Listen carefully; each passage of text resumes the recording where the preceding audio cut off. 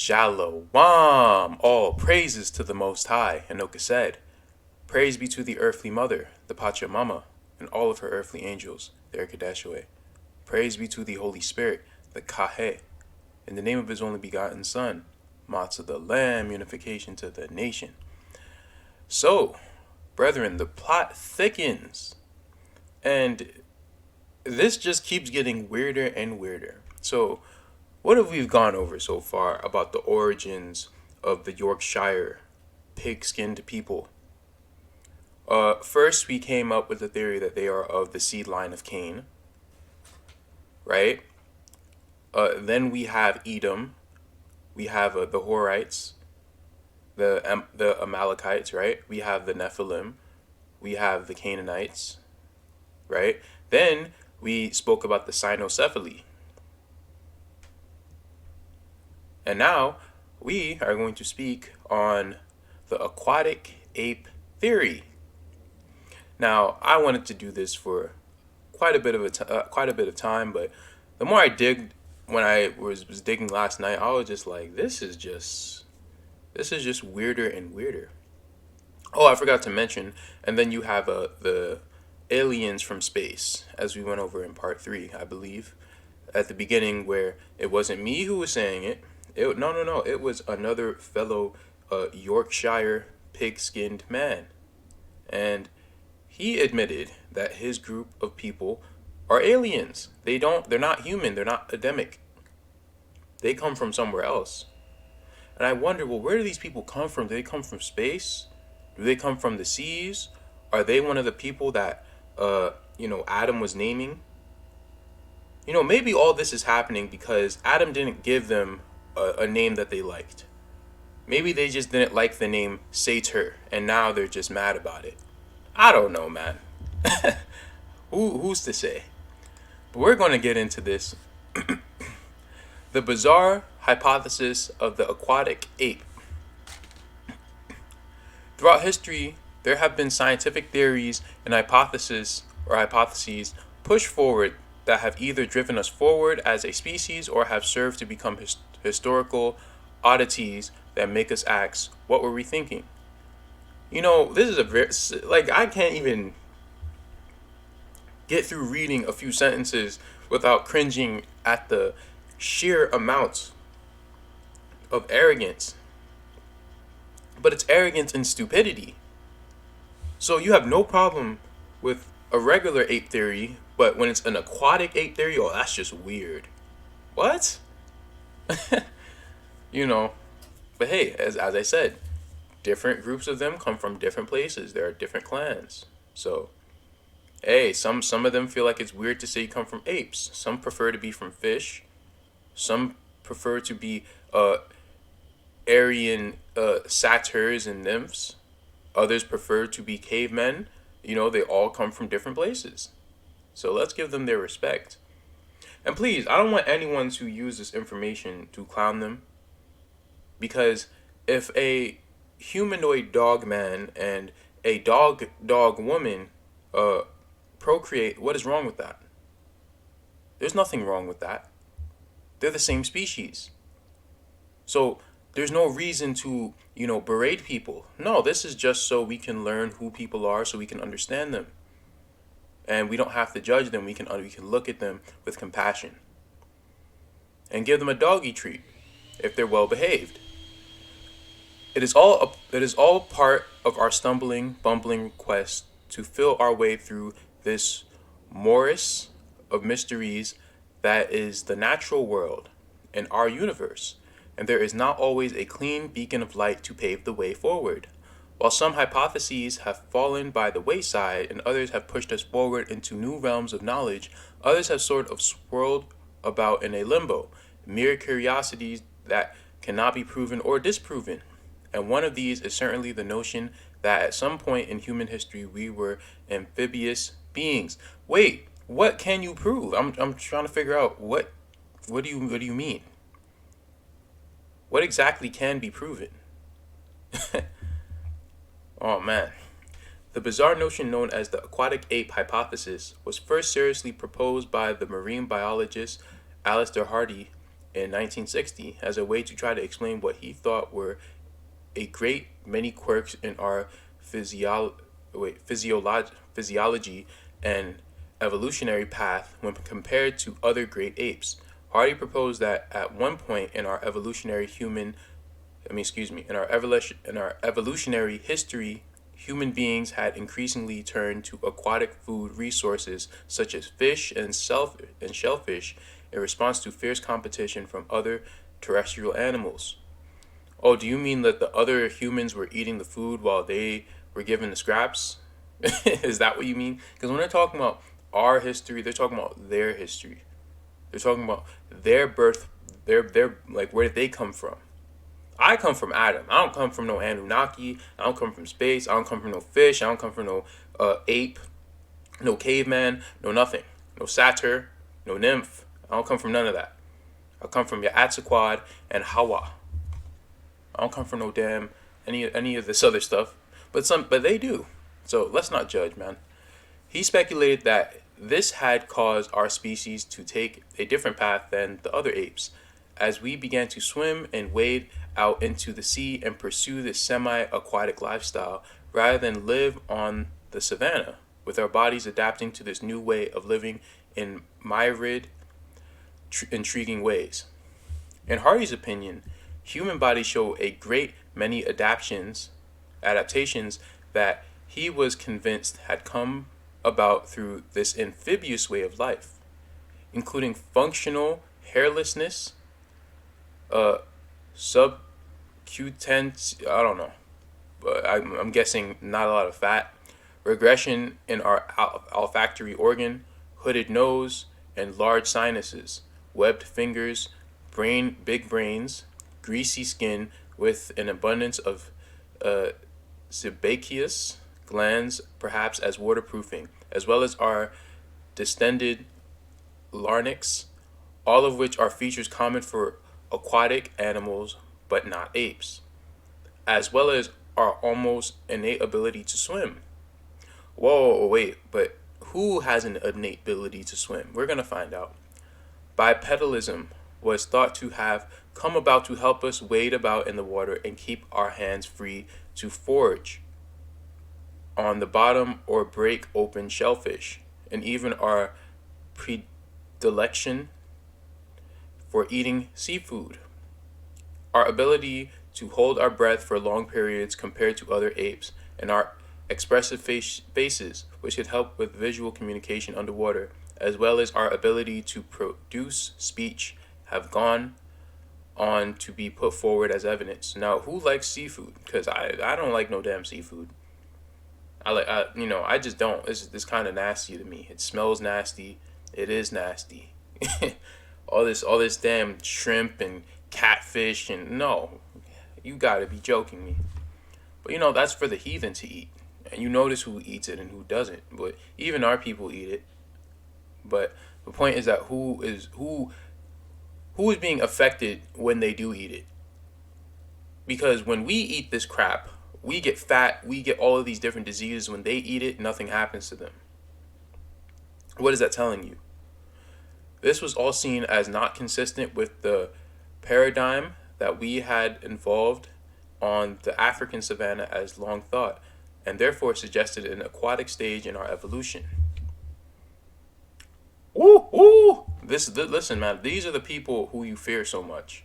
This is where they come from. This is their birthplace. These are the people who the Most High put over us because of our own disobedience and wickedness. Put the lowest of the low. Like, these people came out of nowhere. He surely showed his power. Let me see if there's anything else.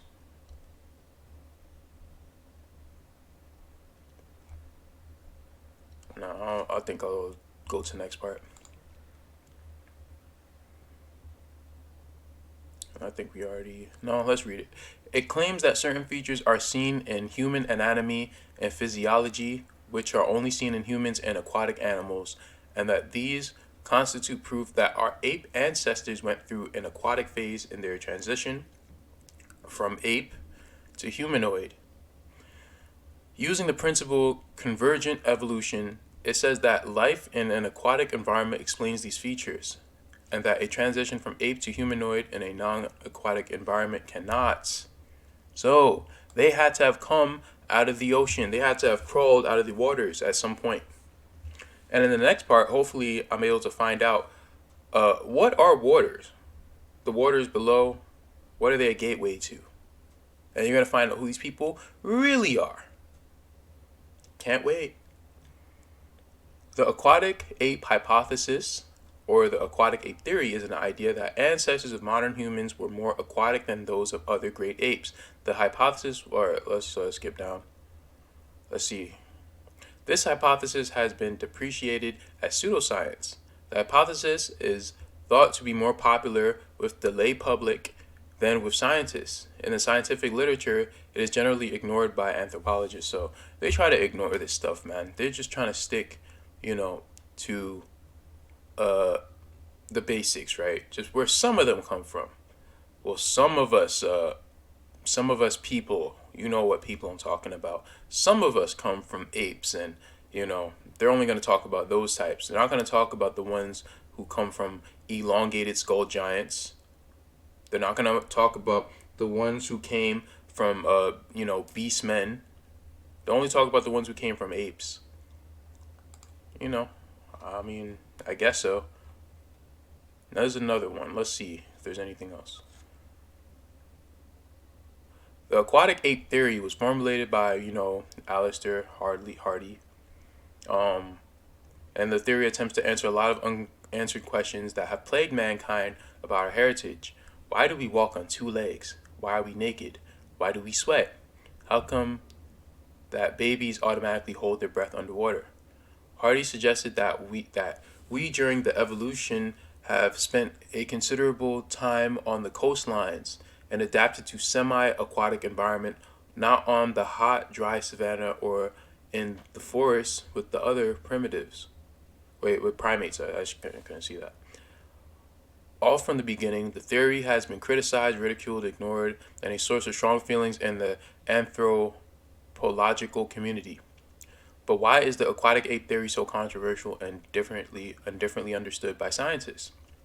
This is what I tried to find out in my bachelor thesis about the aquatic age theory at Lund University. After interviews with scientists and after reading of anthropological books, I have tried to show that the aquatic ape coldness depends on its challenging nature against the anthropological paradigm, which describes human beings as being creative and hunting creatures who can live in any environment.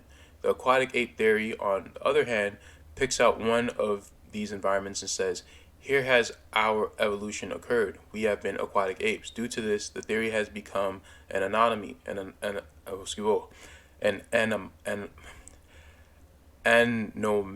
anomaly. I don't know why I cannot say that. Oh my goodness. It has been ignored, eliminated, and stigmatized. I can see two possible future scenarios for the aquatic ape theory. The first scenario is that the old anthropological paradigm continues to be intact, and then is the aquatic ape doomed to remain anonymous. The reason why they're not touching on it is because they're pushing their out of Africa stuff, right? And they can't push it if some of them come from fish. And when we get into the next part, when we talk about sirens, it's all going to make sense. All going to make sense, man. This was an interesting picture. And they just go over the different, reasons why they believe humans come from the waters. So, very interesting. Of course, this is really talking about them, but I looked this up. Why can't black people swim? I just like to see people's answers, and I came across this. He said, the reason why black people at first, why at first black people can't swim is because of our gene. I guess he means our genes. Black people tend to have denser bones than other races, so when we get in the water, we tend to have to do more work than other races. Most black people, if we are going to a pool party, we will braid our hair up or just jump in. Our kids love swimming, and it is a really fun activity to do. Most black kids have to take swimming lessons because swimming doesn't come natural to us. and we are at more of a disadvantage. Caucasian people have lighter bone density, which is why they tend to be really good at swimming. Asian people also have a lighter bone density. So I found this interesting because I'm like, And of course, when he's talking about black people, I think he's just talking about Adamic people, right? Let me see. Did humans evolve from a fish out of water? Evolutionists proclaim discovery of an ancestral anatomy for air-breathing terrestrials in an African fish. While all fish have gills, God equipped some bimodal breathers with lungs to extract oxygen from air. Excuse me. This anatomical extra enables them to survive in poorly oxygenated water, make their way between pools, and estivate. I don't even know what that means. In mud during droughts. Okay, actually, I don't think this is all that important. I don't know. Some of this stuff is mumbo jumbo. I don't understand. But I'm pretty much making the case that some of them do come out of the waters. They are fighting about it because they're not trying to talk about it. But some of them absolutely come out of the waters. They crawled out of the oceans. Now, I really want you guys to watch this video from Sabal. It is, yes, it's a long video, but it's an outstanding video. And it's going to pave the way for the next part that we do. And for the finale. And it's going to make so much sense. Now, I wanted to play this.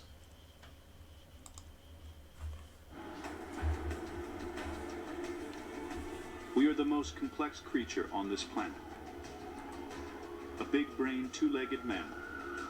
We've risen from the raw materials of the earth to dominate and shape it. Wind the clock backwards, and the story of how we got to be us is a puzzle that defies all logic. There we go. There we go. That's the true them. Hey, now you're looking at the ancestors. They have ancestors, we have ancestors. It's that simple. No hate here. I love everyone, man. I love all the Most High's creations, the humans and the animals. Through nearly 4 billion years of evolutionary twists and turns, disasters strike. Predators threaten to wipe us out. From rodent to reptile, we face extinction at every turn. From the land into the water, fighting to survive every step of the way.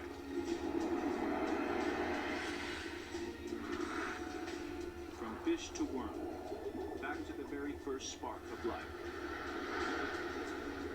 To a single, simple cell. This is the most extraordinary, improbable story ever told. The story of mankind rising. Yeah, mankind. 4 billion years ago, a ball of rock and dust spins in the frozen vacuum of space.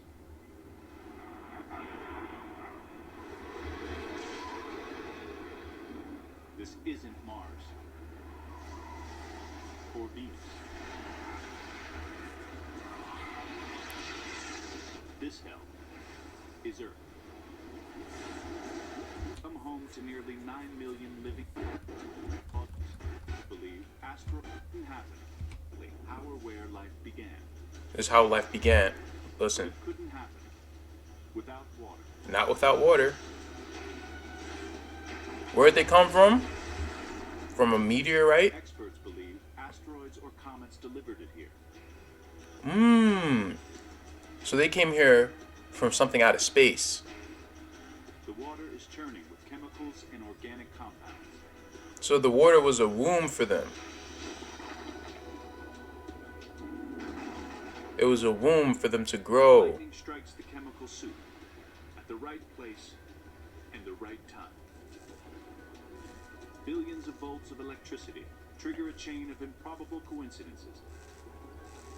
The chemicals' atoms join up in a precise sequence, creating a bundle of genetic material. These fragile genes don't stand a chance in this extreme environment. I'm sorry, wasn't what the Book of Remembrance refers to as Semihaza, didn't he come down as a comet or a meteorite? So wouldn't it not make sense that his offspring, you know, maybe whether it's literal or not, I don't think it's literal, but his offspring come from the same place. They're just venerating their Lord. But luck strikes again. A blob of oily material engulfs a single chain to create the first ever cell. Now, the genes send out messages, chemical instructions. And 3.5 billion years ago, they do something extraordinary. They copy themselves. And the cell. So, I'm not even worried about the rest of this garbage, but hey, everyone has an origin. Everyone. And it reminded me of this scene from a show that I love, Dragon Ball Z. Reminded me of this. Grew in a lab, came crawling out of this thing, and let's go forward a little bit, because that's pretty much what they say. That Till the cells become so different, they're separate species. The tree of life branches out into billions of species. the tree of life. But only one will lead to us. Mutating and diversifying, spreading out through the oceans, getting bigger, more complex, until our ancestor is a 3-inch long water worm. See that? Everyone comes from a worm. 550 million years ago. A snake? Is that what you mean? A serpent? A water worm? Mutations create distinct male and female sexes. And what does he turn into? This. But we can't outwit or What does it eventually turn into? That. we look invincible. Now what's going on? It's crawling, right? Is a Just like Cell. Then what happens? Then once he gets big enough, he starts to devour all the Adamic people to make himself bigger. And then once he starts devouring all the other nations, who does he come after? Us. To become perfect, quote unquote. So this stuff, like, I don't know. This stuff is they tell you who they are, man. They just tell you who they are. Until the next one, may peace be with you. Selah Kala.